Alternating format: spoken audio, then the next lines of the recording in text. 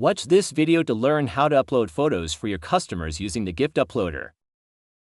First, make sure you have the GIFT downloaded to your computer. If not, go to the knowledge base to find the download link.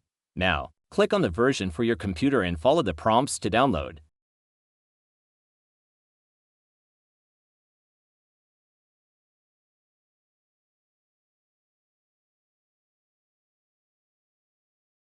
You can either launch the app or go to your profile and click Go to the GIFT. This will automatically log you in. Use the drop-down to select which main event you want to upload photos to. Then select the player. As you can see on the right, this player has no photos yet. Also, since this player has the default package, you will only have 10 days to upload additional photos after this upload.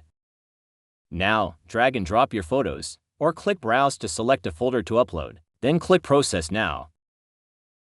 Once the photos are fully processed, your customer will automatically receive a text that their photos are ready, and we can see the photos in their album almost instantaneously.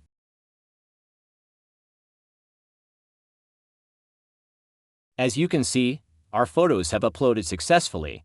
Now, let's see how the album looks on the customer's account.